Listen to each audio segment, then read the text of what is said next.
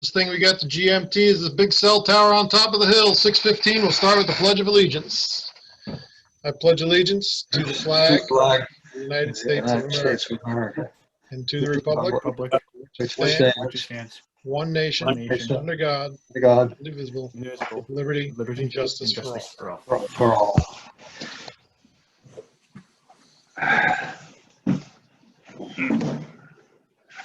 Okay.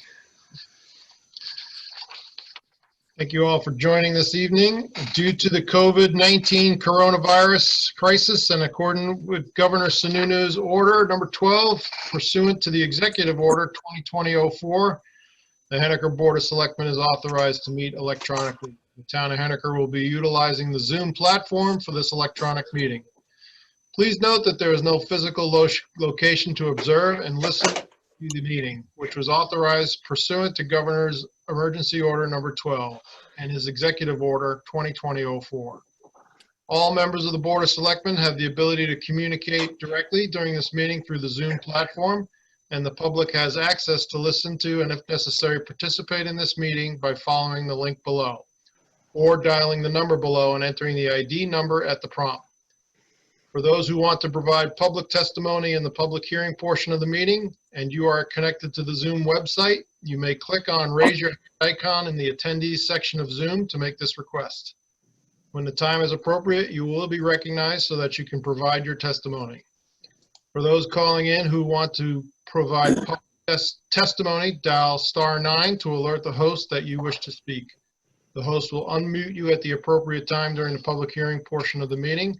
All participants, please keep your phones and computers on mute unless speaking. For those looking for the website address, please go to henniker.org and you will find both the website address as well as the telephone dial-in. Members of the public can also email questions or other public testimony to townadministrator@henniker.org, and staff will read the testimony or questions into the record during the meeting. Thank you all for attending this evening. I'll entertain a motion to approve the consent agenda. I'll make a motion to approve. Motion made by Tia, seconded by Leon. Do a roll call vote. Chris Blombeck, yes. Tia Hooper, yes. Yes, we will go. Leon, you go third today. Okay, yes. Mr. Flynn, you want to go second? Yes. And Mr. Osgood. Yes. Very good. All right, at this point in the evening, it's time for public commentary. If there's any issues that you want to bring before the select board that are not currently listed on the agenda, please state your name for the record for the ease of Kelly doing the recording of the minutes and just in general good housekeeping rules. Is there any members of the audience that wish to address us on the public forum side of things? Tia or Joe, are you seeing any questions being asked? I'm not seeing anything. I am not either. All right. With that said, we will move right along to item number 11. Discussion is an update from the concert committee. Joe, and by extension, Ruth. All right, so I'm going to be unmuting Ruth. She's going to be presenting this. Yep. Thank you, but I saw that Steve Coniff is wanted to make some public comment, so maybe you want to go back to him first. Oh, yep, we do. I'm sorry, Sure. Go ahead. Can you unmute Steve, please? Yep. Hold on. He's unmuted. Okay, go ahead, Steve. Sorry about that. We didn't. That's okay. I'm new to this and don't know how to do it. Can you hear me? We've done it before and we still don't know how to do it, so don't worry about it. Well, it seems good right now. There you go. I actually have questions about, I'm sorry that I didn't see the agenda. I mean, I did look at it once and I'm not sure if I'm talking kind of out of bounds, but just let me know and then I'll contact you guys later. But I wanted to talk about the college opening and COVID-19. Okay, is there a specific question that you have? I have quite a few, but most of them, I don't know, is there anybody from the college on the panel here? No, there's nobody from New England College currently on this call. Okay. Okay. I did ask, I think I spoke to Joe at the last meeting I looked at and had suggested at the time that someone from the college participate in these. Because I have questions like, are students going to be tested before they come to New England College? Does anyone know that answer? So what I would recommend is at our next Board of Selectmen meeting, if we can invite Michelle Perkins, the president, and Wayne Lesperance to join us as an agenda item. I also have some questions regarding this, and I know there hasn't been any communication with the town regarding them returning. Has the town has the college contacted the town to? Of course not. Pardon me? Of course not. Well, I think that's absolutely terrible that they would publish I something totally like agree that with you. in the paper that they're opening. And in the article that I read, there was no mention at all of townspeople. It was all the safety of the students, staff, and faculty. Not once were townspeople mentioned in the safety of the college opening. And I'm just really upset that they would do something like that. There should be a team of town members, of college members, kind of like a panel that they have nationwide in states, different states, that will organize the opening of the college. I mean, we're essentially inviting 1,000 people from probably from the highest infected places to come and live here. Not only that, but they're students, and we all know what students are like. They're going to have parties. They're going to have people coming from Massachusetts, from Boston, and other cities. And I just don't know how you can control all of that. I want to know how they're going to handle people getting sick, or when do they decide to shut it down if people do get sick. So I have really a ton of questions. And I would like to see a special forum like this with townspeople invited and college invited. Joe, if Yeah. you can extend an invitation and we can put it on our next June 2nd meeting agenda. Yep, be happy to. Joe, have And you if had I- any communication from the college? Last communication I had was when we had our little, round table with them when they came on. Wayne came on, and that was at that point they had not made any decisions to open yet. So that was the last conversation I've had with anyone from the college. Wouldn't you think that they would contact you and let you know? I would hope so, but obviously they haven't. So Well, this just goes to show you that I don't think we can trust anybody else to open up our town to the possibility of COVID-19. I think that we have to take control and administer rules, strict rules, so that our town isn't overwhelmed. I'm very scared. It's funny because I was a college student and I'd be one of those kids that would be oblivious to this, but now I'm over 65 and I'm terrified. It's a scary thing. So I would hope that the town would put together some sort of a team to organize the opening of the college if that's going to happen. I've seen so many other colleges that have decided not to open or just to have online classes. So there's many different possibilities, and I think we should explore all of them. Very good. Thank you. Joe, you'll reach out and make that communication. yes, sir. Mr. Cunliffe, did you have any other further questions? One other suggestion would be to invite someone from the state, like the college mentioned that they were working with some state department on the opening of this. I'm not even really sure if they are doing that, but I forget what it was, Health and Human Services maybe? Probably. And if we could have Probably. somebody from there on the panel, would be a good idea. Okay, we will, Joe will endeavor to try and fulfill your request. All right, thank you very much. Okay, you want to unmute Joan, please? She's unmuted. Hi there, Hi, Joan Joan. O'Connor, Henniker. If you'd like to hear it right from the horse's mouth, Dr. Perkins was interviewed on Channel 9 on Sunday at 8:45 in the morning.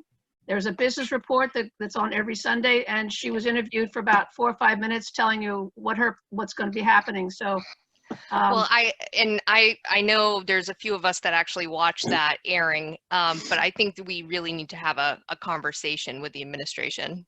I agree. Oh, I'm an alumni of this college too, and I agree wholeheartedly with Steve. And yeah, thank you. I'm done. Thank you, Joan. Did we miss anybody else regarding public comment? There's a lot of blank screens out there, so if you're raising your hand, I'm not seeing it. So text Joe or whatever. Without further ado, then we shall jump back into item number 11, a discussion and update from the concert committee. Joe and Ruth. Okay, Ruth Zaks, Hall Avenue, representing the committee. I had a long discussion with Select Board Chair Chris Blombeck and Town Administrator Joe Devine during a recent Brown Bag Lunch Zoom meeting about moving forward with the summer concert series. So the shows might go on. We came up with some possible scenarios in which the series could move forward this summer. The plan is predicated on a further relaxing of CDC and New Hampshire guidelines regarding public gatherings, and we will reevaluate it throughout the summer. We propose hosting a series of 8 concerts, a shorter series than usual, beginning either Tuesday, June 30th or Tuesday, July 7th, and concluding on August 25. For the most part, the June concerts that we usually have are going to be canceled unless we can find a replacement for the June 30th Independence Day celebration, as the 39th Army Band has been activated assisting the state during the COVID-19 pandemic. And because they don't know when this will end either, they need to cancel all of their June and July performances. But we have prepared contracts for 8 performing groups with a no-fault cancellation clause in case the rules on public gatherings are not relaxed. Should you accept our plan, we will send out those contracts and move forward. With Pat's Peak assistance, we plan to cordon off Community Park with snow fencing, allowing for a limited number of attendees based on the town determining how many people can attend while social distancing. Joe Devine will determine what that number is and let us know this week. Committee members will admit attendees through one entrance. When we are at capacity, no one else will be admitted. Families will be allowed to sit together, and all attendees should be prepared to maintain 6-foot distance from other groups. We cannot control or limit attendees who stand outside the fencing or across the street, nor will we police this group. All attendees will be encouraged to bring and wear masks and will be told from the stage that they cannot approach the bandstand or the performing groups. We will make a supply of masks available to those who don't have them. Performers will maintain social distancing in their setup configuration.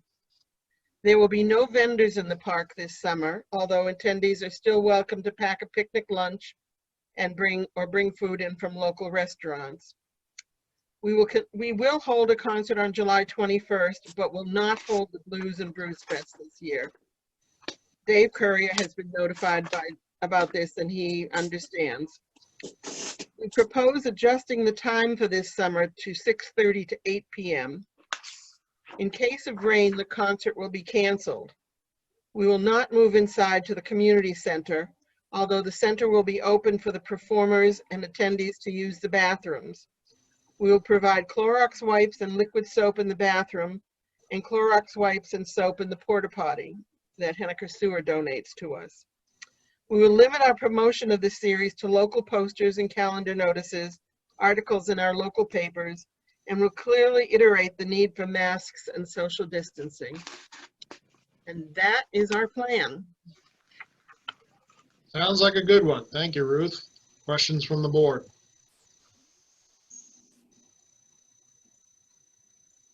I sure hope you guys can put some concerts on this summer. Be nice.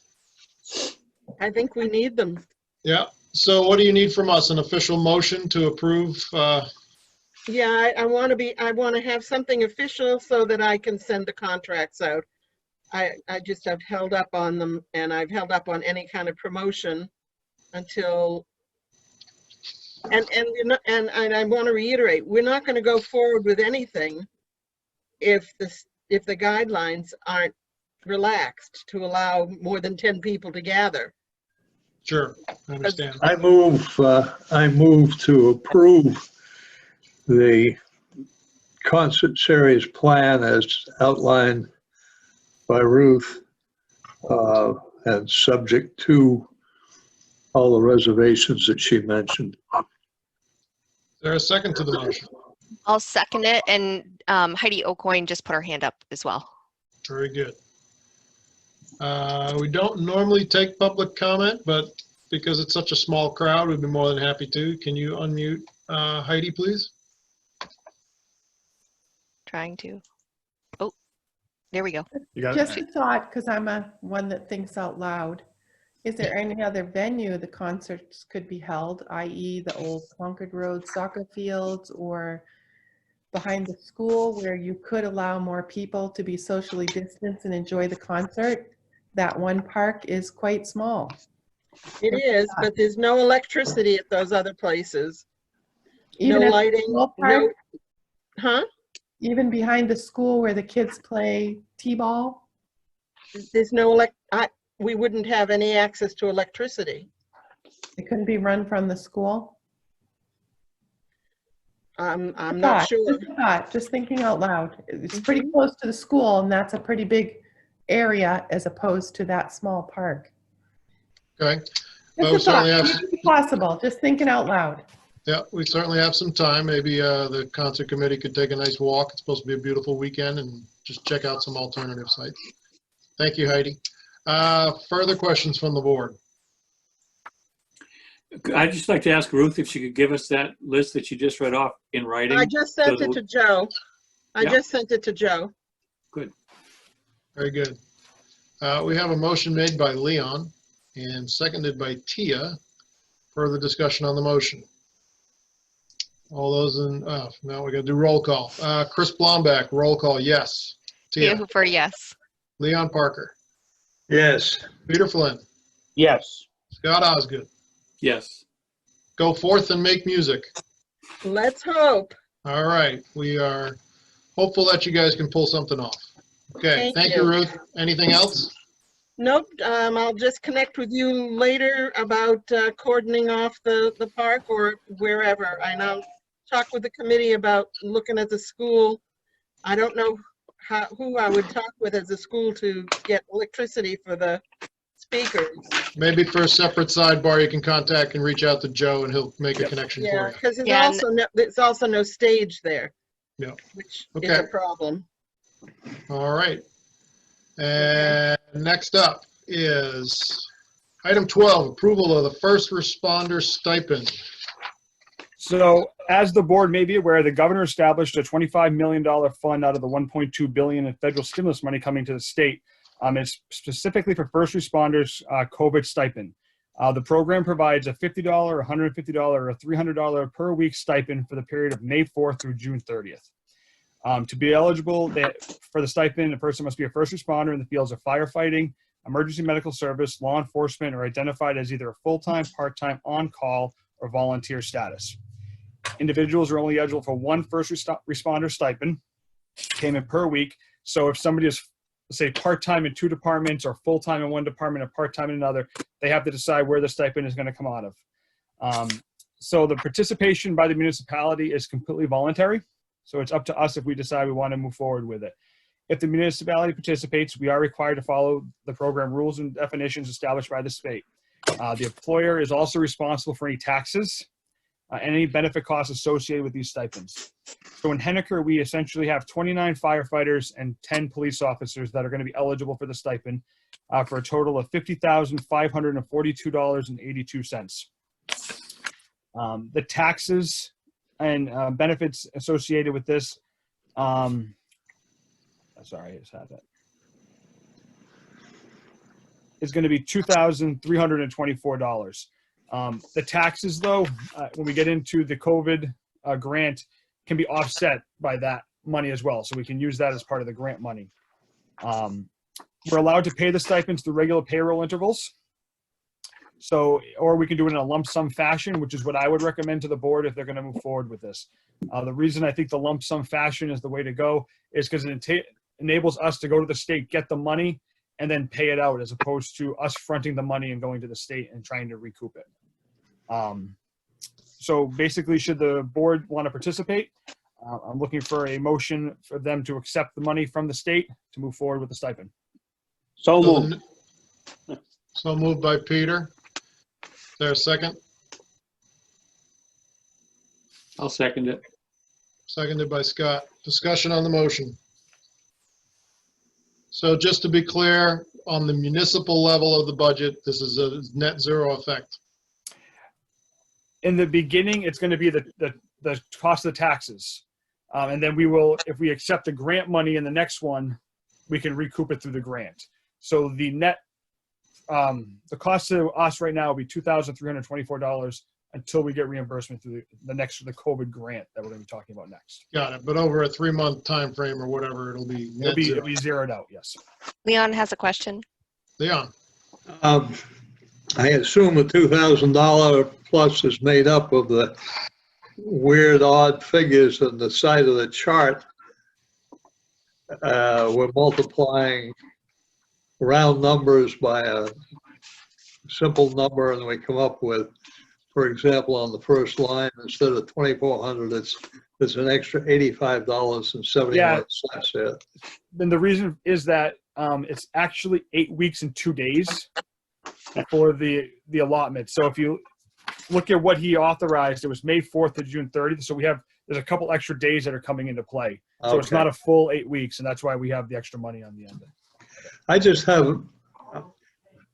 have a comment about the program because I'm bothered by it. You know, I benefited, as most of us did, from the feds dumping $1,200 into my checking account without any concern about whether I needed it or not. And now we're going overboard to dump more money into the system to part of the town employee workforce that are getting rewarded for doing the job.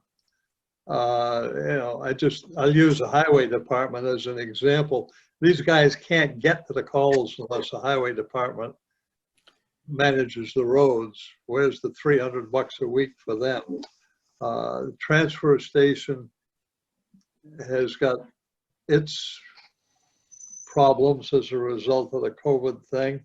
We've seen a lot of discussion about wastewater, the risk at the wastewater treatment plant. And this is just a bitch on my part that we can't do anything about because we can only respond to the program that we're responding to. And I support taking the money, why not? But that's my speech. I can tell you, Leon, that there has been conversation on the listservs for the Management Association about that very thing. Because I know that specifically highway, wastewater, and transfer, like you mentioned, those parties are upset because they consider themselves first responders as well. President Bush back in the 2000s named highway departments as first responders. So there is a lot of discussion about that. Right now, though, the governor has allocated the funds to these types of groups. So that's where we're working with right now. Understand. Yeah, and let's not forget too, there's other funding mechanisms like, you know, the Gopher committees that are funding many other options that the municipalities have to deal with. Further questions from the board?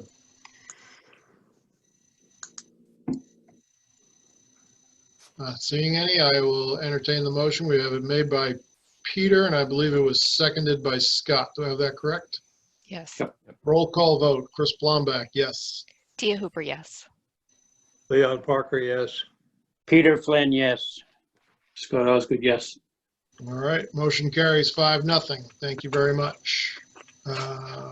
Item number 13, is that going to be Joe speaking to that, or? It will be me, yep. Okay, Go for it.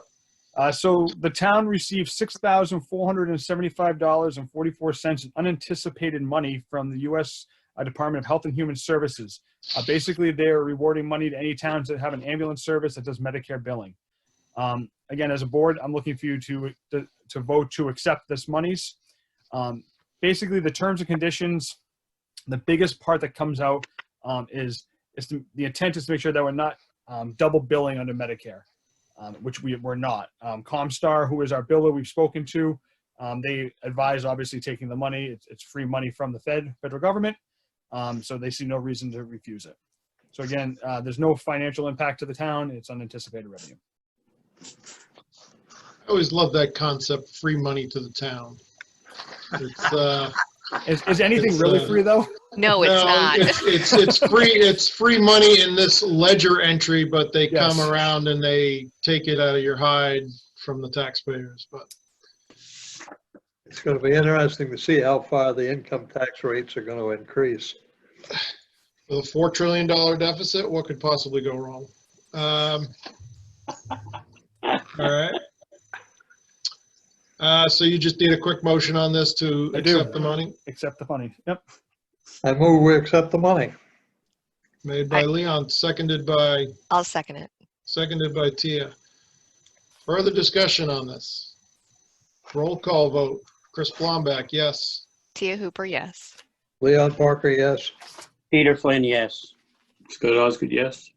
All right, thank you very much. Okay, next up is item number 14, which is gopher funding, which is, Joe, could you page in the PDF? It's going to be page 30. 30. 30, thank you.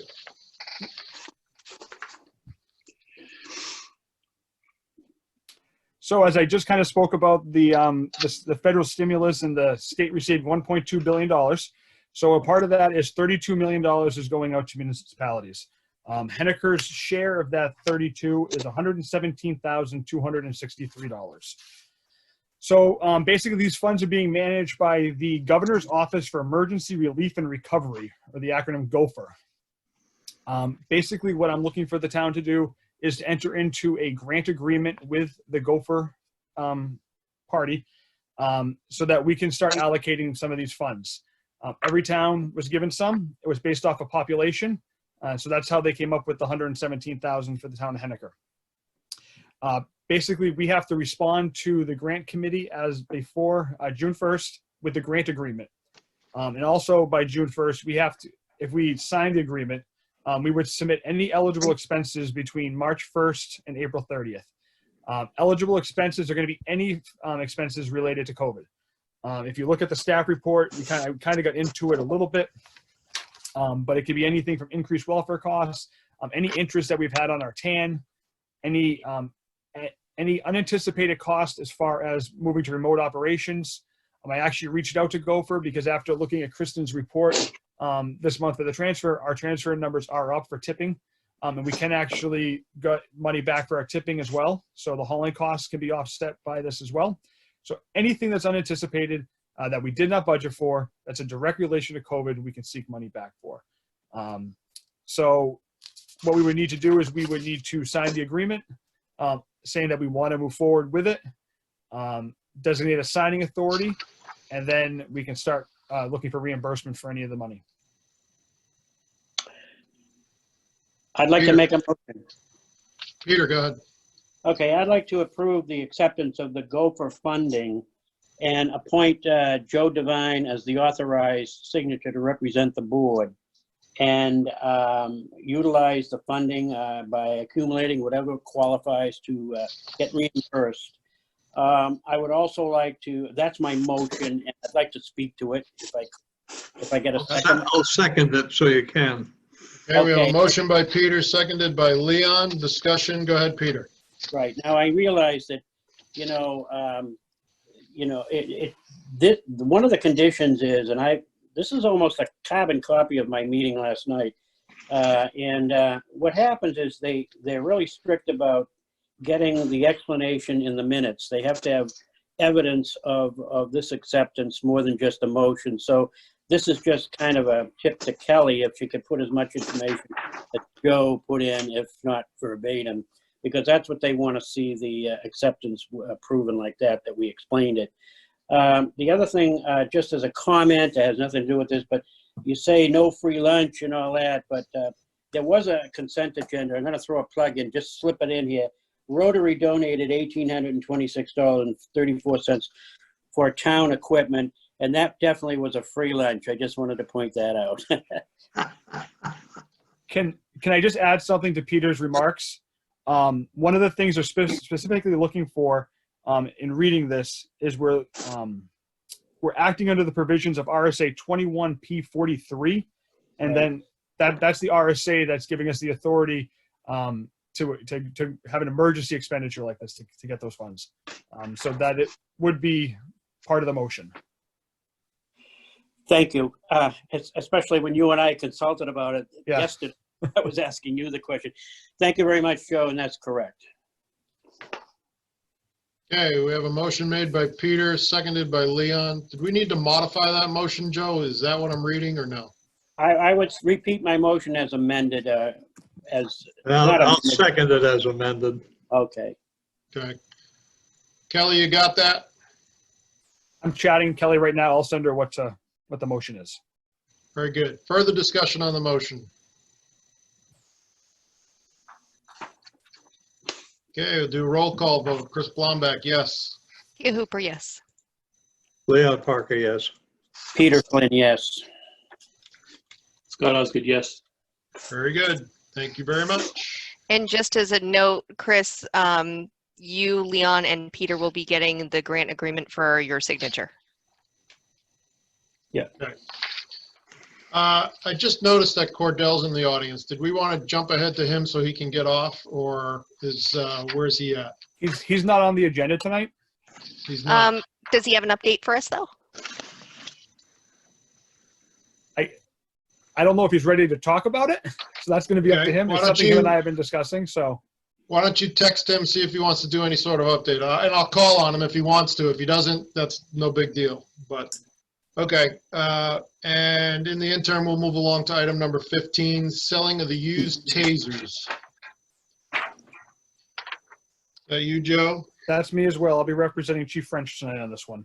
Very good.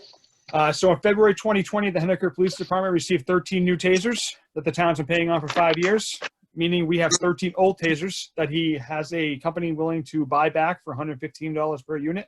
So he is looking for authorization to sell these 13 tasers back to this company.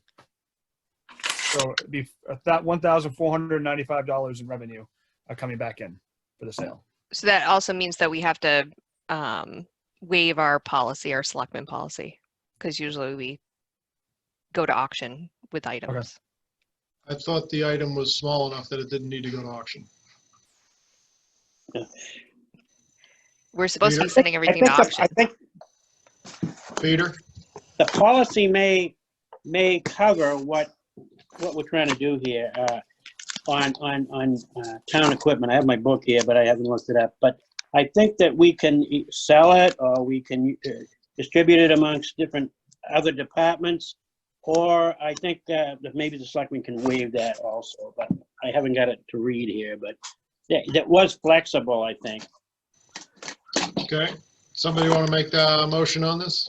I move that we approve the disposal of the used tasers by selling them back to the company as proposed. Or a second? I'll second it. Motion made by Leon, seconded by Tia to sell the tasers back to the company. Further discussion on the motion? Just for the record, too, Tia is correct. It's any items totaling $1,000 or more are required to have it, or if the lot, which this would be the lot, is totaling more than $1,000. Got it. Roll call vote. Chris Blomback, yes. Tia Hooper, yes. Leon Parker, yes. Peter Flynn, yes. Thank you. Scott Osgood, yes. All right, very good. Did you get an answer from Mr. Johnston? Cordell said he would be happy to address the board. Okay. He is unmuted. Cordell, didn't mean to put you on the spot, but anytime I see you in the audience, he usually has some wise sage advice to offer. So That's okay. I don't mind. So you're looking for an update on what we might be able to do for town meeting, right? yeah, I guess. Since it's currently scheduled for the 6th of June, which isn't very far away, yes. Well, as I think I talked about at the last meeting, the Municipal Association had submitted a request to the governor for 2 alternative options for town meeting. One was what we're calling the default budget option, which would basically just allow the Board of Selectmen to adopt last year's budget as a default. The other was what I refer to as the BOS school district option, where you basically just take the warrant as is and put it on a ballot, and people drive up and vote on each article on a written ballot. And I think this board was more interested in the default budget option. Unfortunately, it's looking like we're not going to get the default budget option. We may get the drive up option, which I think has, and the thing about that is I'm not sure exactly what the terms of that would be. Either it would give the selectmen the authority to amend the warrant, which is a little odd, which is what the BOS school district did, or it would not allow for amendments to the warrant at all. Neither of those is really a great solution. So, I mean, it ultimately, if we get that in an emergency order from the governor, it would be up to the selectmen to decide whether they want to do it. I have talked to Joe about another idea, which I don't really want to get into right now because you might conclude that it's a stupid idea. So I'd like to explore it a little bit further. I know we have a date of June 6th coming up, but I'd like to talk to Joe a little bit further and then maybe talk to the selectmen about a possibility, an idea that we might be able to do something without getting an emergency order. Okay, That's what I can tell you. perfect. But odds of holding a meeting on June 6th, what would you give it? What would you put Vegas at? I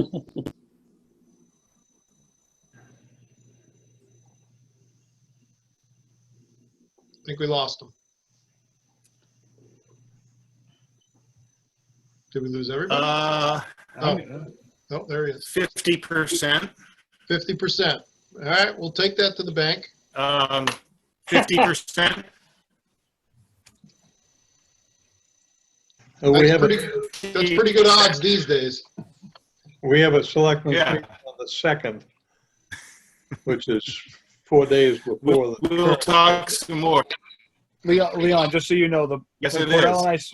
When Cordell and I spoke the other day, the thought is we're probably going to connect again tomorrow. I have some updates for him on Right. my end.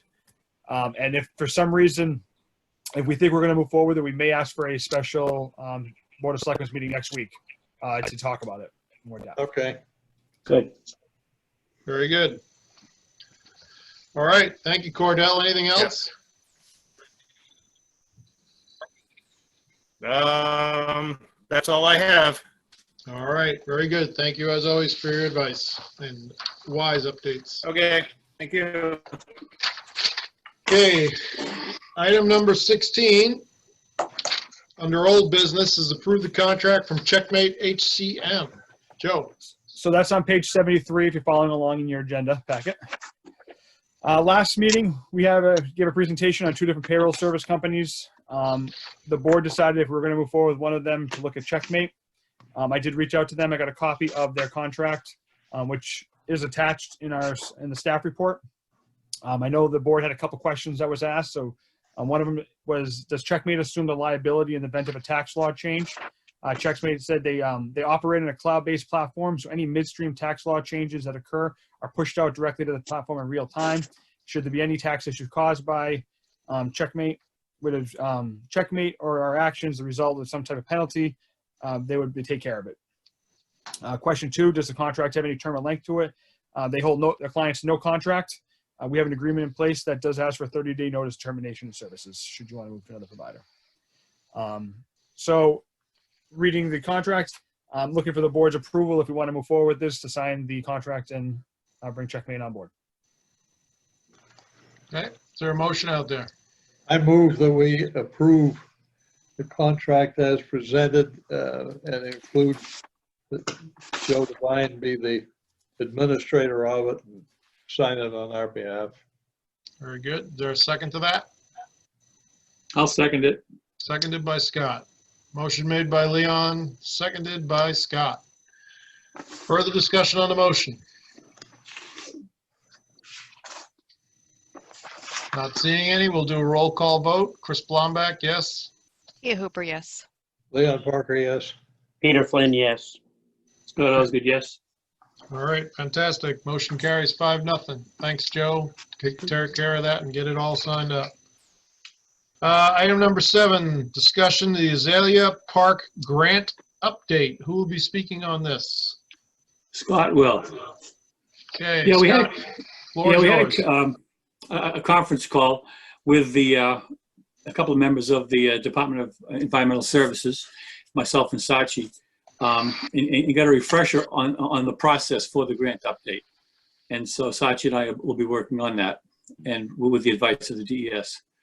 I also brought up the topic of the question about the school's project with the propane tanks and the propane lines, and if there was any interference with the ARM grant work that has been done. And Laurie Summers, who is the wetland mitigation coordinator, confirmed that since the propane has not gone anywhere near the work that the ARM grant funded, then there is no correlation between the two at all. There is a plan to show more of the rain garden places, and one of them is very close to the propane tanks, but that will not happen because it won't be interfered with by the propane tanks, and it will cost some funding later down the road. With that, the engineer for the propane tank process has put together the request for the town's approval for the shoreline permit, which I forwarded to our administrator the other day. That's it. Okay, questions from the board. Tia. What is your time frame, Scott, of when you're going to be submitting the final report so we can potentially get the funds back that, you know, we fronted? I don't have that yet, and when I wish Sachi and I can understand the process, and if it's accepted by the DES, we'll let you know. Do you have an estimated time frame of when you're going to be able to submit this documentation? No, I don't. Peter. Well, I just wanted to say, Scott, that I was going to ask the same thing Tia just asked, but I'll go one step further and just say I'm very disappointed that week after week after week we get no closer to resolving this. And I just can't imagine calling Laurie and having her not being able to give you a straight answer as to what the process is. Did we miss something? Do we have to reapply? Is there something we don't know that's holding this up, or is it ever going to happen? That's my question. But I can't believe that it's taken this long for the DES, especially Laurie Summers, who I also deal with, to not have all the answers for you tonight. And I'm really disappointed. That's all I have to say. Well, I'm sorry you're disappointed, Peter, but Lori 2.5 doesn't. years, Scott. Yeah, and now you're putting the blame to somebody else. And the reality is that it was a complicated project. It had to go to bid twice, had an out-of-state contractor. It had some site work that was wrong on the plan, so it entailed a longer process. And all those little things are what put things in the way for that process to proceed. The project got done, it got done with high quality, and the documentation can now be done. We need a little help from our engineer. We need a little help from the contractor that did the work. We have always had the help from DES, and they have never changed their mind, and they have there's no reason to consider what they did to be something that was in our way. It was a job well done, and now we need to put the pieces together and get this. It's just the paperwork done for it. Scott, I'm not blaming the DES. You just explained something that I hadn't heard all those details. That would have been a good report, what you just said. That's what we haven't even been told before. All those little reasons that there's problems. I didn't know there was the contractor had all those issues and so forth, but I don't know, maybe I wasn't listening if it was told to us before, but that certainly helps me understand a little bit more now. Thank you. Well, You're and welcome.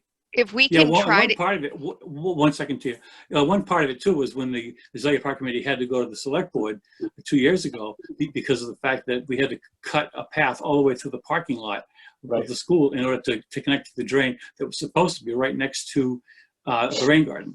So, you know, so we did have the communications at some point during the process with the select board. Yes, Tia. so Peter asked about this grant or whatever back in August. That's when these conversations started. So if we can try to get this wrapped up and finalized, do you think you can have it done in a month, Scott, like the final report? Because we got back in October, right? October, November, somewhere in that time period, an explanation that you guys were meeting, you guys were going to be finalizing this report or approving it. And now we're in May. As I mentioned earlier, I don't have a time frame yet, but we do know what the moving pieces are. So I think we can put something together in a decent time frame. What is that time frame? For the fourth time, I don't know. We don't have it set yet because there are some parts that may not cooperate. So it takes a little work to get it done. But we do have the support of DES on it. And just to be clear, the ball is in our court, correct? DES has outlined the exact plan or the exact process that needs to be followed to get the reimbursement. Right, and they've offered to help us along the way. Got it. Thanks. Further questions? Can I? Joe? So I'm looking for clarification from the board as well. As Scott said, I do have the permit in hand for the shoreline permit that is looking to move forward on the propane side for the school. I believe the board gave the directive that the school could move forward with the shoreline permit. Us as the property owner, the one who has to sign it. I'm looking for the board's approval to sign that permit.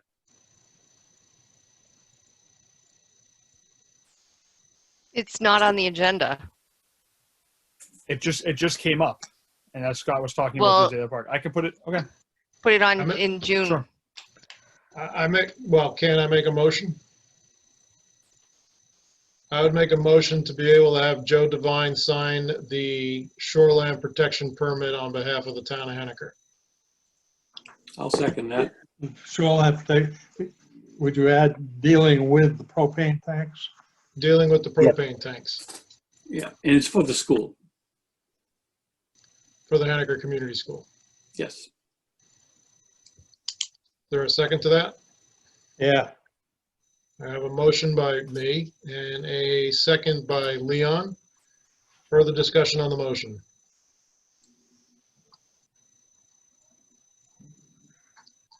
Roll call vote. Chris Blombeck, yes. Tia Hooper, Tia Hooper, yes. Leo Parker, yes. Peter Flynn, yes. Scott Osgood, yes. okay. Thanks, Scott, Joe. thank you. Scott, can you just really impress upon them to kind of get going on this? Well, Scott's the one writing it, so it should be really Scott that you should be telling that to. Well, I believe Scott is probably funneling all the pieces together, but he's probably not responsible for all aspects of it. But this issue has belabored incredibly long, so if we could get it behind us, we'd love to be able to move on. That's the plan. Thank you. Thank you. All right. Next up is second reading of the public hearing, item number 18, sidewalk cafes. This was debuted at the last meeting, and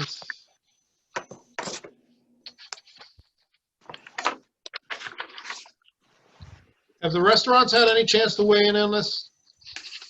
I've spoken to Abby's Cafe, who is in favor of it. And I've left a message for Daniels. I don't know if he'd be interested because he's doing his using this deck. So, Yep. And Sonny's hasn't said anything about it.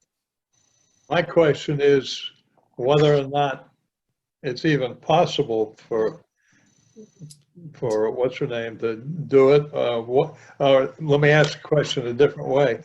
Where in town are there locations that this can be done and meet the criteria? I think if you're speaking to Abby's Cafe, I think it might be tight for her. I haven't gone out to measure it. But the 3 feet, which is what ADA is going to require, is going to be tight in that area. I think Sonny's could utilize it in the courtyard next to them. That would be a location if they wanted to put a couple tables that they would be able to utilize. So after reading this policy and knowing that there's not like a large viable area and our sidewalks have not been, especially in front of Abby's and other locations, I really think this policy needs to be a temporary policy if we were to even go this route. But looking at the locations and even looking at Abby's Cafe, that's a real struggle there. And, it might be best if we put picnic tables out along the river and just have them utilize that. Sure. And not even have this policy. Well, I say give it a shot on the policy front. Well, see I how think it needs to works. be temporary, That's not. fine. If you want to put a sunset provision on it, that's fine. Peter? Yes, I think that the business that really was interested in that, we'll say Abby's, you all know what it is. I've been looking at area over, Joe, and I really have a hard time believing she could fit a couple of tables and chairs and still have a 3 foot or even 2 feet from the curb. I think they're really going to be obstructing. I don't think a carriage or something like that could go by, but that's something I can't be definite about. But I think that'll be a problem. One of the things in the policy also, it says tables, chairs, and benches shall be allowed year-round. However, tables, chairs, and benches shall be removed from the sidewalk nightly during the winter months, so they do not obstruct snow removal equipment. Do you really think people are going to put tables and chairs out there in the winter? I think that should be struck, but. I do too, but. I mean, I don't think that's really. I think it should be temporary just during this COVID-19 thing, and then we can revisit it later. I think it should probably conclude in October. Well, that can be an emotion, I suppose, when whoever makes it. Further discussion?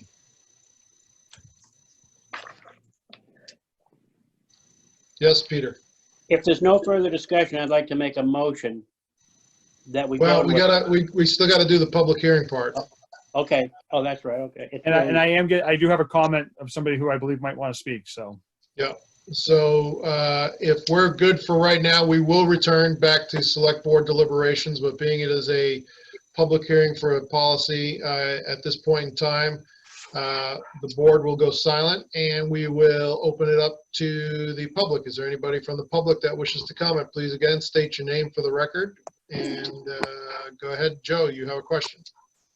Steve has made a comment. I don't know if he wants to address the board. I'm going to unmute him. Steve who?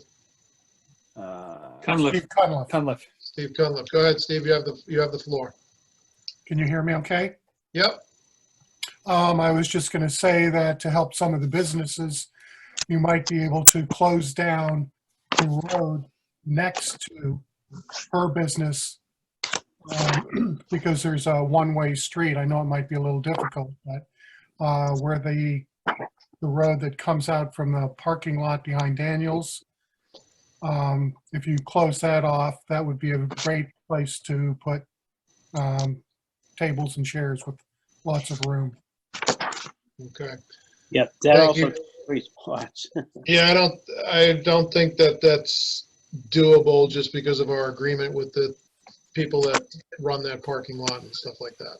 Okay, But, well, they might be contacted as well. is there anybody else from the Yeah. public? Heidi O'Coin, I'm going to unmute her now. I don't even see her on the call. Where is she? Oh, there she is. Hi, Heidi. Hi.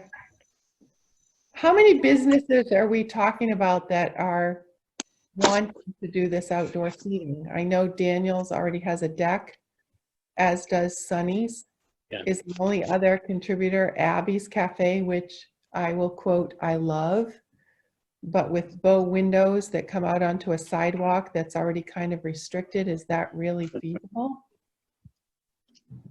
Well, this could also pertain to Daniels in the plaza area too, where he used to have his little ice cream and the breakfast joint.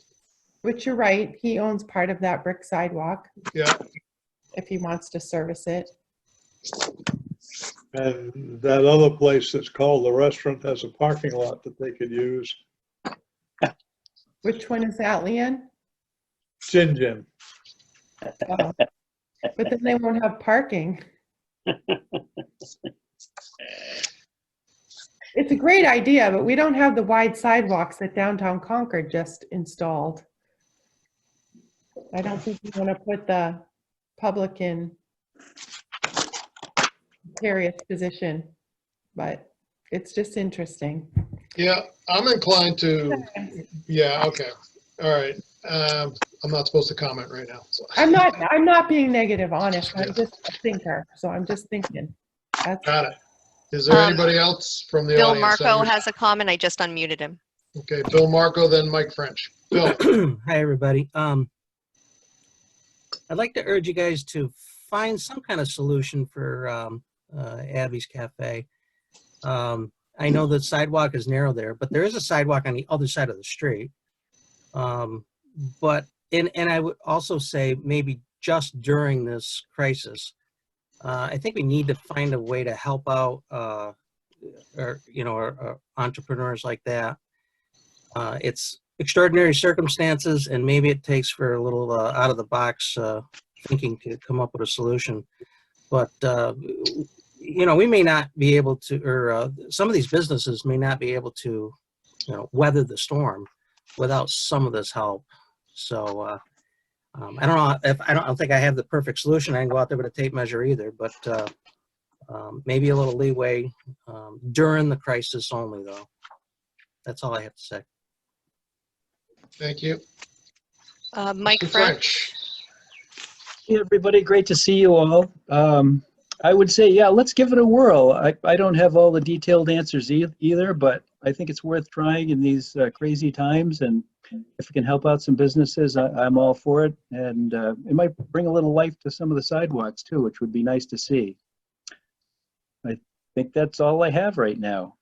Very good. Thank you. Is there anybody else from the public that wishes to address the sidewalk policy in the second reading?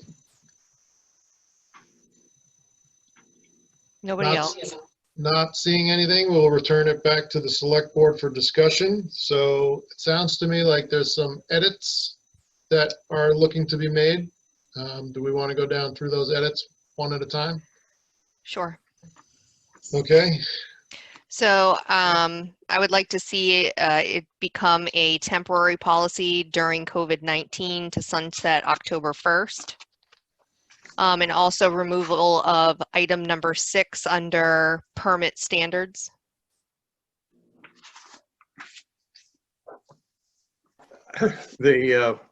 That's almost what I was going to say, but I think make it the end of October.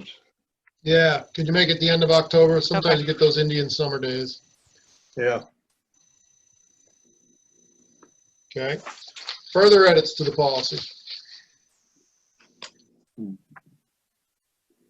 Well, I concur with Tia in terms of removing item 6. I don't think we want to be dealing with all the issues that could arise after that date, but putting a deadline on it will take care of that. Okay.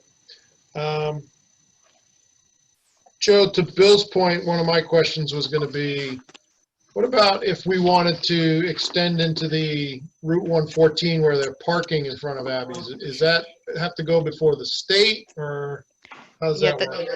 That's going to be a state because that's right on 114. So DOT Division 5 is going to have to weigh in. And if we need barricades or something like that, I know they had a situation during a recent construction project where they actually faced a lawsuit for closing off the sidewalks, similar to what we're about to do. So isn't that what Caleb Dobbins commented on yeah. the previous meeting? Yep. Well, I think Caleb was commenting that he wanted to make sure ADA. That's exactly why. Right, but if you kept the sidewalk open and maybe we put some Jersey barriers where the parking spots are, that you could have the sidewalk open and the chairs where the cars would park. I can tell you, Chris, that's what Rochester just did. I drive by it every day.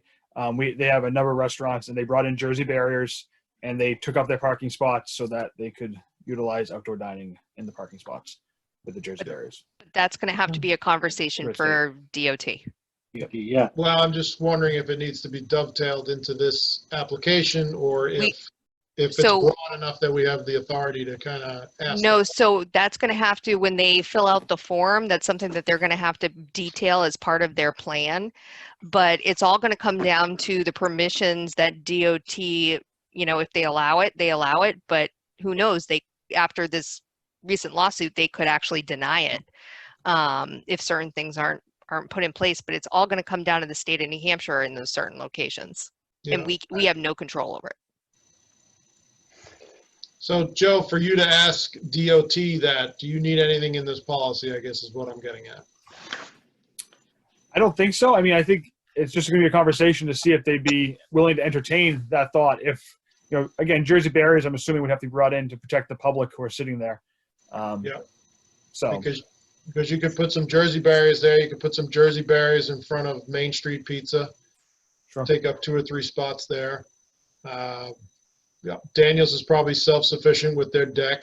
Well, Sunny's also has a deck too. Yeah. That's true. Yeah. And the road, the parking places in front of Sunny's are not.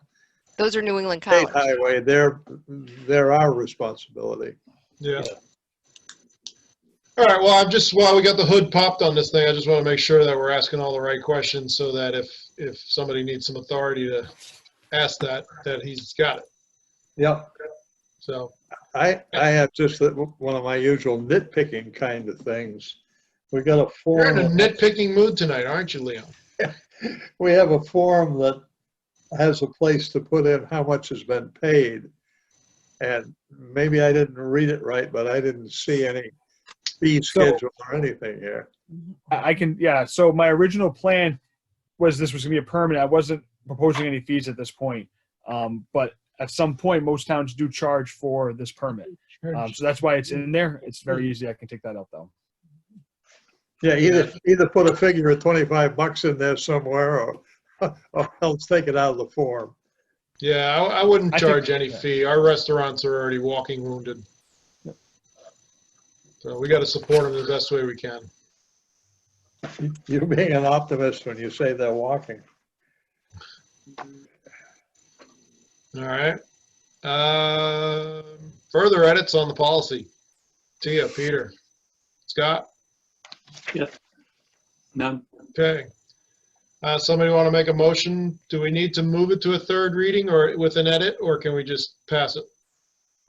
I was going to say before, Mr. Chairman, I move to go to a 3rd reading because it's not just what we just discussed that minute ago, but there's other things I want to investigate and kind of come up with maybe some better solutions and have a 3rd opportunity for this. I think we need to have another session, and I am totally for helping these businesses, but I don't think delaying it 2 weeks is going to kill it.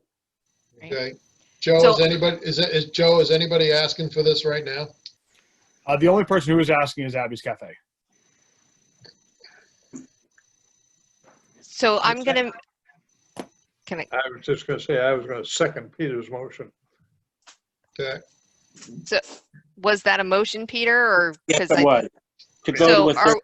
are we gonna are you gonna go down through the edits as part of that motion? No, I just want a third reading. I don't have to say all the details of what we're going to talk about. I just need time to go over. We can do some of that, but I want to just, first of all, establish the fact we'll go to a third reading. Okay. So we have a motion by Peter, seconded by Leon. Further discussion on the motion. Roll call vote. Chris, yes. Tia, yes. Leon, yes. Peter, yes. Scott, yes. Very good. Do we want to authorize Joe, while this process is unfolding, to work with Abby's as reasonably as possible so that they can get up and running? And Well, and also to reach out to DOT to see what, to start that dialogue, because it could take a couple weeks or it could take a month, depending on, what they've got for projects, et cetera. So, yeah, and then if he can just once the changes are made to the policy, if he can circulate that as soon as possible, that'd be awesome. very good. Peter? Yes, it might behoove Joe to visit Abby's and probably go out and get a measuring tape and kind of figure out actually how close to the curb any chairs or table would be, and that there is adequate room for her to do that. That would be one thing to get out of the way, so we wouldn't have to bring that up again in 2 weeks. Well, not even considering whether we're going to have room on the road or not. She, without that idea or concept, was just trying to get tables on the sidewalk. So let's make sure we can fit them there first. Very good. Thank you. All right. So we go by consensus on that, to just authorize Joe to move it along? All right, very good. Thank you. Anything else on this? Not seeing anything.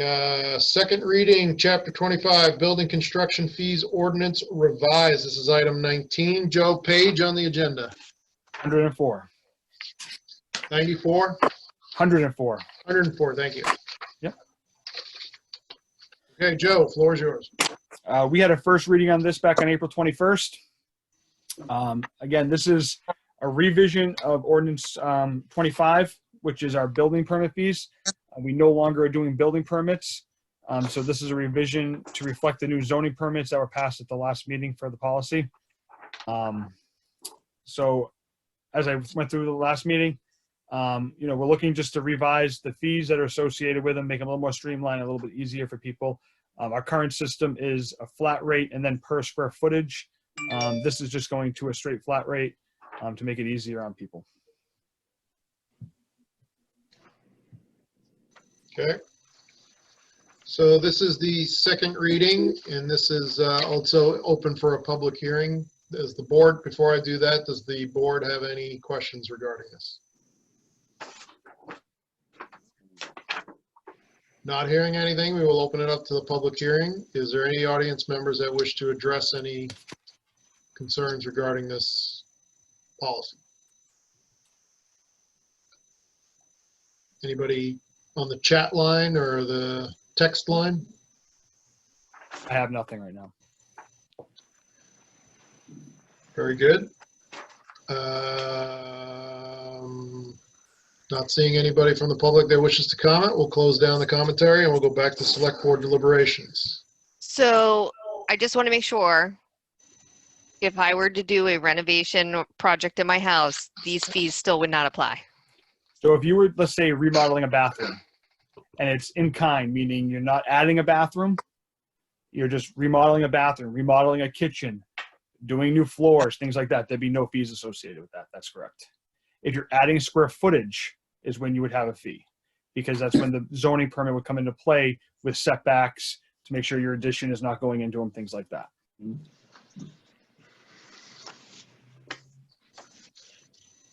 So yes, you can remodel your bathroom. You can. Yep. Further questions from the board? Joe, can we still ask for electrical and plumbing permitting. We are not asking for electrical and plumbing permitting because we went to the zoning policy at the last meeting. So under the National Electric Code 2017, which the state has adopted, third-party inspectors are allowed, and that's what we're referring people to. And then as far as plumbing goes, if you want to have a plumbing inspection, you still can contact the fire marshal's office. They have plumbing inspectors who can come out and verify work. But we're not doing a permit for it because we're not inspecting, and we should be offering. There's some towns who are getting into some trouble, and there's lawsuits pending because there's towns who are having people fill out permits and they're not offering any service for that permit. So it's up to the state to make sure the permitting's done Correct. on both parts. Yep.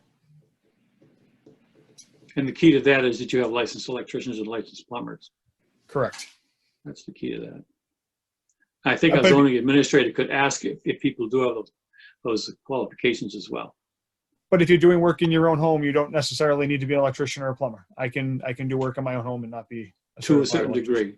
To a certain degree. Yep. Further questions from the board? On the chart, Joe, that you had, you've got the current fees for Henniker, and on the front you have the potential new fees.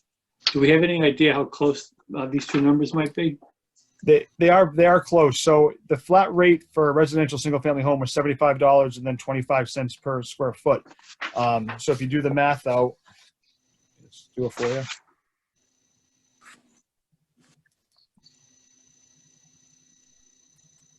You know, if you're building a new home, a 2,000 square foot home is $500 at 25 cents a square foot.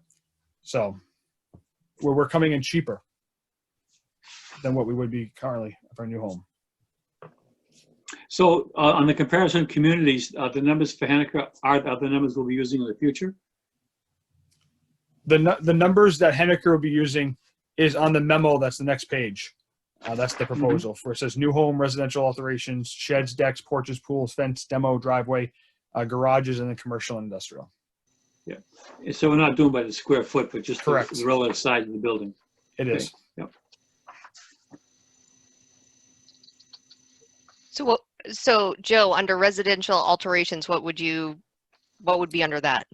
So again, that would be if I'm adding a bathroom or adding a bedroom. So I'm actually adding square footage to my house.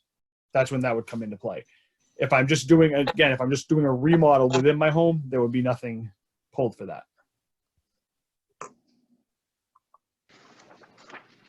Further questions? Yeah, you have commercial industrial down here too. But for the most part too, they may require inspections, and that would be the state's responsibility to take care of that when they ask for it, correct? That is correct. And again, this is only on the zoning side of things. As far as life safety inspections would still continue through the fire department for any of these. Yep. Thank you. Further questions? May I speak? Peter? Yeah, I just thought of something. Joe, you mentioned life safety.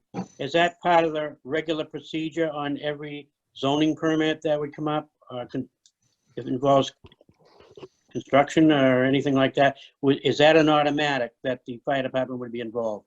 The fire department is notified of anything like that. Okay. Yes. All right, Yep. thank you.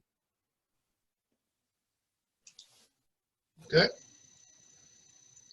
What's the board's pleasure?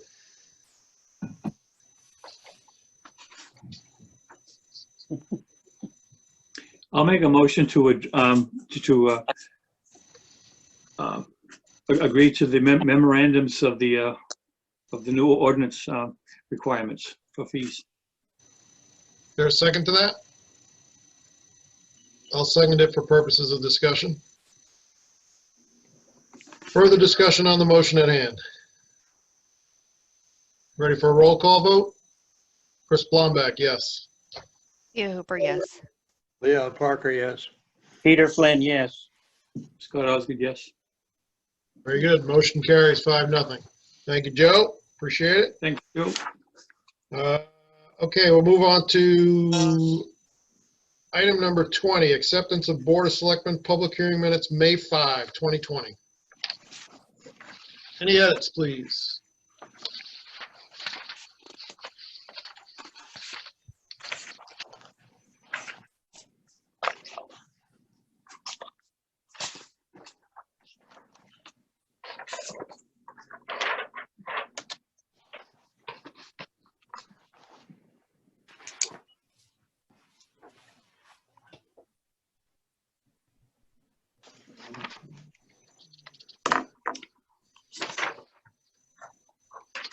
Leon, you're usually pretty good at picking up some things. Anything here?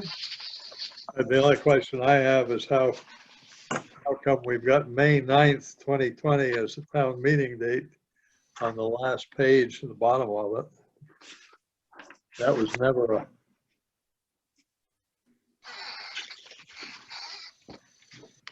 I think that, That could be a typo.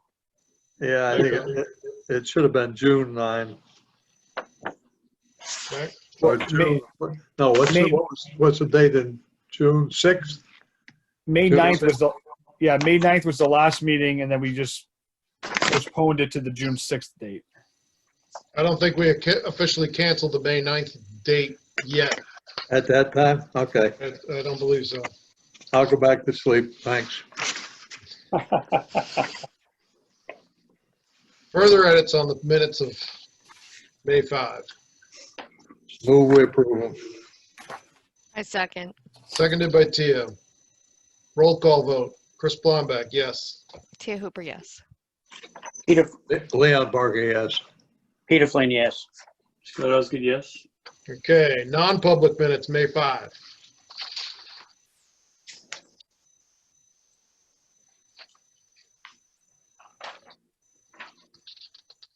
Make a motion to approve the non-public minutes as presented.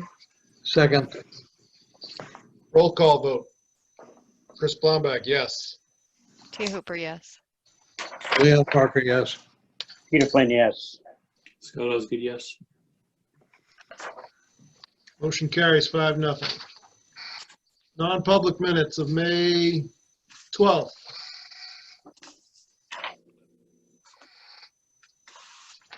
Move to approve. Seconded.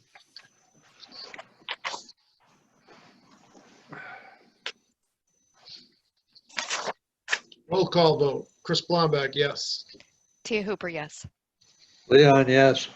Peter, yes. Scott? Yes. Yes. Very good. Department reports. Item 23, which is page beginning on 118. Joe, you want to just go quickly through those, or is that? Sure, that's, again, it's just for your viewing pleasure. It just kind of gives you a breakdown of each department, what's going on. You know, there's, within the finance piece, you're going to see a lot of the budget numbers. Again, so it's coming in there. Looking for.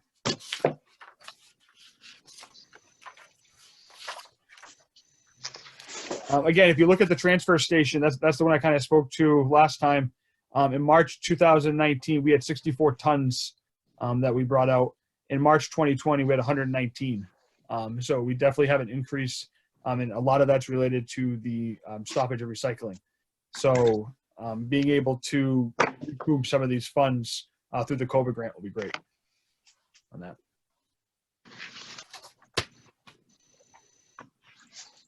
Question? Sure. Yes, Peter.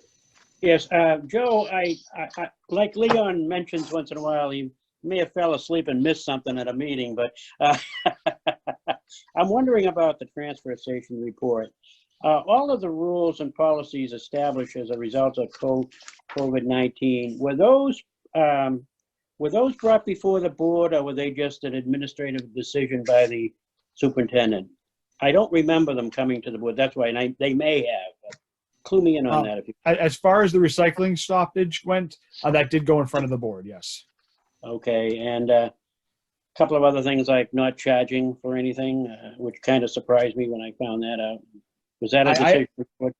That was a decision that was made by the transfer superintendent. I've actually spoken to her about it, and we are charging again for demo. Okay, and actually not even issuing stickers during that time, Correct. which also surprised me that we didn't hear about at the board level, but Yep. nothing we can do now, I suppose. Do you know Well, what the future of that?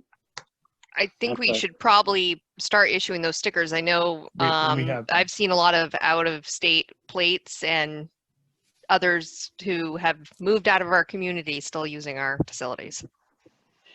I agree. I asked the person just last week if he had, lived in town. I questioned him a bit. I told him that I was a selectman in a nice way, and he was a resident, but he just didn't bother getting a sticker. He said he never got one. So, I mean, people got to be educated again. We'll go through this at some point for future discussion, but I don't know.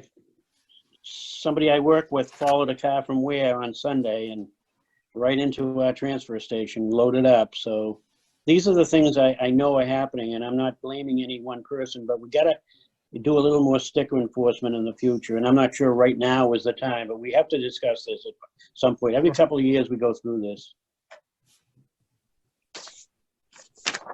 That's all I have to say on that. Very good. Anything else on department reports? So I just have a question. At the last meeting, Heidi O'Coin brought up, the tax liens and a few discrepancies that she found.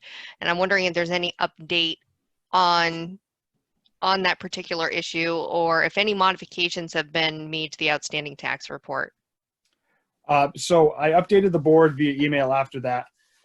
The discrepancies that were found in speaking to the tax collector, basically, looking at the bills that Heidi had found, that was only reflected of the December bill. When you looked at the Excel sheet, that number on the 4 or 5 that she had pulled out was the total of both bills.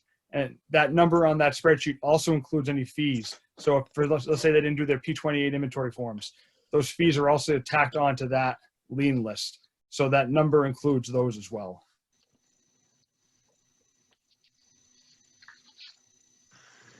Oh, Heidi has a question. Is it okay to unmute her? Yep.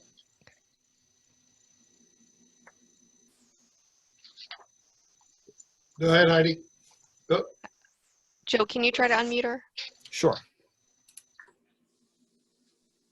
There, am I unmuted? There we go. Yep, got her. Back to the transfer station. I, on one particular day, observed a former town employee / former town resident at the transfer station, as well as one of our Danny's Automotive clients who moved to Guilford a couple years ago at the transfer station. Should we be updating these stickers with our motor vehicle registrations, which is the best indication of residency, and making them a color just as the state does a inspection sticker? Again, just thinking out loud. I don't even need an answer. That's a good idea. Yes. And then secondary, go back to that tax report. There is no way that J&M Trucking's tax in 2019 could be double what it is according to his assessment. How is that relative to these? So that number reflects both properties that they own. So it's a cumulative number of both properties. But it's only indicating It wasn't one. listed that way. That was a mistake on the tax collector's part, correct? And then the other one is, and I don't want to name people, but a property on Gould Street, it didn't reflect the amount for 2 years, I think, and I'll email you, Joe, because I don't want to expose anybody publicly. Sure. The amount didn't seem correct according to their assessment for the last 2 years. Okay. If you give me that one, I can take a look at that. I think I did give them to you, but I'll give them to you again. And I'm not trying to be, I'm not isolating anybody. Like, this stuff gets out publicly. And I know if it was me and I'm going to be out public, I'd at least want it to be correct. And I don't see any reason why it can't be. The system within the town hall, even if they don't report to each other, someone should be cross-checking them and making sure these things are accurate before they go public. We all have to be responsible for our own responsibilities, quote unquote. But from a posting on a town standpoint, they should be accurate. I think it's only fair. No, that's a good These are point. harder times than usual, but even in general, they should be accurate. And I've worked in real estate and taxes for years, and we had multiple entry systems, and I was required on a certain time frame to qualify those systems against each other. And I think that that needs to be happening, because whether to the benefit of the town folk or to the benefit of the town, if we're doing multiple entry systems on a regular basis and we're not reconciling them like a checkbook, they could be to anybody's deficit. And I know that's extra work, but it's just part of our job to make it correct. No, those are all fair points. Thank you very much, Heidi. Anything else on department reports? Question on the wastewater department report. We've had Bruce Trevolini quite a while ago, and then again recently raised the issue of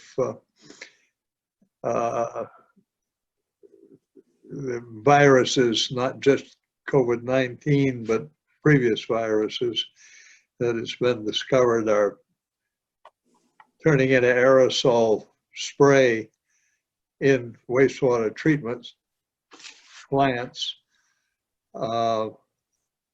Is our protocol for our wastewater treatment plant up to date, and are people wearing masks and gloves and protective equipment? Well, So, okay, sorry, Tim. so in the response that Joe forwarded me from Ken, it says they should be wearing PPE in different areas. So to me, the word should means that they're not. And I think they need to be required to wear the protective gear in that facility. So I agree they should be, and I've already reached out. So I reached out to our emergency management director to try to get more PPE for the wastewater department. Obviously, it's something that's hard to come by right now. Chief French has given them some masks and gloves to start off. So we're looking to get some more gowns, and we do have an order in through the state of New Hampshire for more PPE specifically for the wastewater department. Good. Great, thank you. Any other questions on department reports? All right, Joe, town administrator reports. All right, so we enrolled the town in what they call the GETS WPS program. What GETS stands for is Government Telecommunication Services. Basically, this is a free service that in the event of an emergency, it provides landline phones priority service. So if we have an event that happens and the landlines are bogged down, they have a card that they put in and there's a PIN that they put in, and that would actually get them a priority service. So for police, fire, and rescue, I've enrolled them in that. I've also enrolled them in something called the wireless priority service. It's right through this same program. And it gives first responders, again, cell phone priority. So in the event of an emergency, when the cell phone systems get bogged down, they would put in their card number and they're able to get a priority service over the average person who's looking to get a landline. There's no cost associated with this through the federal government. So we went forward and did it. Just wanted to let you know we did do that. Does this dovetail into the first responder system that we've been making investments in? What do they call it? Firstnet or something? It's something different than Firstnet. Okay. Firstnet is an actual cell phone service. So that's offered through AT&T, and it's an actual cell phone service that gets them a priority line. This is a free service that you don't have to have. You can use any cell phone provider. You can be at Sprint, you can be on Verizon, and if you have the card, you're able to get a priority service over the average citizen. So would this be even better bang for the buck than Firstnet? I think it is. It's free, which is great. I mean, it's through the federal government. They're the ones authorizing it.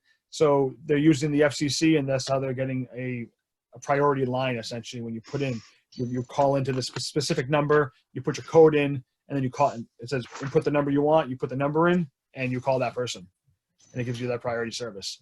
The fire department is looking at Firstnet to switch their phones over, their cell phone.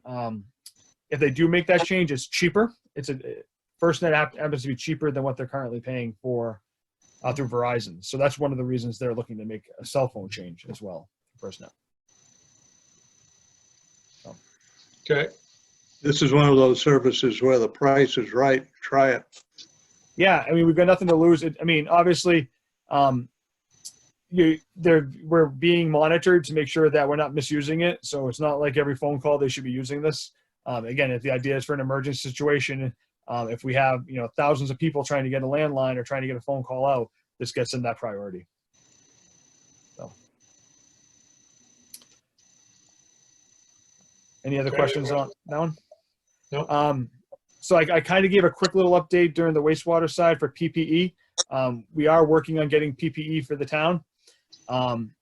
We secured 500 masks through the state already as well that we're bringing in. We've been able to get sanitizer, disinfectant wipes, and we're in the process of getting thermometers. In the event, we are going to be doing temperature checks for the town buildings as well.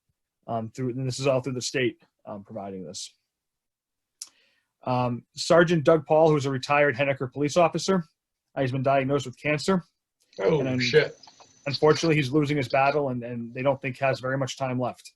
According to Matt's email, that this exercise was supposed to be a surprise. I guess we've blown that at this point. Oh, he told me it wasn't. Okay. He sent me a memo saying that's why I went public with it. Otherwise, I wouldn't have. I won't go into the details. You have the details in the report then, just in case. But they're looking to organize a parade on May 30th. None of the roads we're using are state roads, so we don't have to worry about as far as permits through the state for a parade. So these are all our roads. Okay. That's unfortunate. The Henniker Rotary Club has approached the town. They're doing a flag project. Basically, they're looking to promote patriotism within Henniker and the Hillsborough communities. What they've been doing is they've been selling flag subscriptions. And then on 5 days throughout the year, Memorial Day weekend, June 4th, July 4th, Labor Day weekend, and November 11th for Veterans Day, they put the flags out at the people who have asked for the subscription for it. They have a number of people who live in rural parts of the community, and they're looking for permission from the town to put them along 114. And if you look on the report, there's a little diagram on 114, and then on Depot Hill Road. They'll probably have 6 to 8 flags, they said, per road. They're just looking for permission to do that, to put the flags along that area. Will they be picking them up? They will pick them up. They put them out. They do everything with it. Isn't that what we approved when that guy came in and made the presentation to us? I think so. No, so you mean the banners? No, so this is a totally different project. The banners would be hanging on the flag poles with the image of the service member, which American Legion is taking the reins of. That's Hometown Heroes, I believe. Yeah. Right. Yeah, okay. So the Rotary Club would be responsible for putting the flags out, taking them in, doing everything associated with them. Just because they're going to be along town property, they want to make sure the town was okay with it.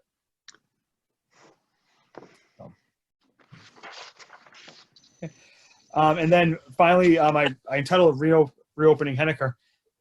Basically, we're looking to get the employees back into work, getting town hall opened up in a safe manner. I've kind of detailed a plan that I feel would be best, and I'm looking for the board support on that. So beginning May 26th, I'd like to have the employees cease any telecommuting, the staggering of working shifts and teleworking, and bring everybody back into town hall specifically. All meetings and conferences with external parties would continue to be held remotely. All town meetings, again, at this point, would still be held remotely using technology like we're doing right now. And then no town-sponsored events would occur with the exception of the farmers market, which has already been given the go-ahead to move on. Then beginning June 1st, town offices would be reopened for scheduled appointments. Every 30 minutes, people can call in, get an appointment, come in and do their town business. The concern is we don't want to have a backup in our lobby because it's not that large. We don't want to have 7, 8 people showing up at the same time, which tends to happen specifically later in the evening. So at least getting the scheduled appointments, getting people in and out of town hall. Then customer service employees that are not behind any glass would have to wear a mask. We would ask the public coming in to wear a cloth mask, or if they don't have one, we can provide them one when they're in dealing with us, if there's no barrier between the employee and the customer. Meetings with external parties can occur. I would recommend that the Board of Selectmen for the June cycle start meeting together again. I don't know what the governor's going to do as far as gatherings. So my recommendation is at least the board get together and we continue utilizing Zoom technology. And then if the governor lifts or gives us more leniency as far as gatherings, we can talk about opening it up to the public at that point as well. Public events, I think, we can kind of, again, a lot of it's going to be determined on what the governor allows us to do as far as the gatherings go. But I think that if we can start getting public events like the concerts and things like that going again, I think we should. And then beginning June 15th, I would recommend that town offices, again, open up. Open, no more appointments. We're open. We're doing business as normal. Again, I would recommend face coverings while we can still, while this is still going on until we know exactly what's happening. And then beginning the July 1st, again, determining if technology is needed or not. Hopefully not. We can have regular board meetings with the public in a location. Sounds like a plan. I'll make a motion to approve the proposed reopening Henniker agenda as put forward by Town Administrator Joe. Contingent, Governor. What'd you say, Peter? I said that should be contingent on the governor's approvals of Yeah, that's his specified. protocol. That's specified in the Okay, document. okay, good. Roll call vote. Chris, yes. Tia Hooper, yes. Leon, yes. Peter, yes. Scott, yes. All right, very good. And then just so again, just some important dates coming up. Town Hall is closed in observance of Memorial Day on May 25th. May 27th, we have a planning board meeting. June 2nd is our next select board meeting scheduled. And then June 6th, this town meeting. Okay. Thank you. Any questions for Joe? Selectmen reports, I have none. Tia? I have none. Leon? None. Peter? None. Scott? Azalea Park Committee did some. Oh, I thought we were going 5 for 5. Okay. Save that for last. Azalea Park did some work freshening up the walkway and taking out some bad weeds out there. And there's a pile of mulch left there, and it's not for public use. It's for the Azalea Park, in case anybody notices it. Yeah, I did. How much did you take? Well, 3 truckload. No, I didn't take it. It Just looks very kidding. good though, Scott. I will tell you, I saw you guys working very hard. It came out very nice. Yep. Thank you. All right. Anything else on Selectmen's report, Scott? Nope. All right. Just, Go ahead, Leon. Just one of my nitpicking comments, Joe. Start looking at the headings on the budget stuff on page 153. It's Yeah. a little hard to understand. Okay. It's a code. Nice. Need your inspector glasses to read it. Oh yeah, look at that. All right, nothing else for Selectmen reports. At this point in time, it's time for public commentary number 2. If there's any audience members that wish to talk, please state your name, raise your hand, we'll unmute you. Mr. French. Somebody unmute him. Unmuted. Mr. Blumback.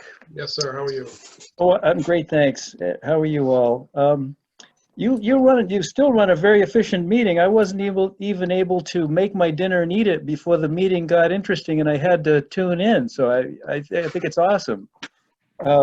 Let me also say that I thank you all very much for all the hard work you're doing during these difficult times.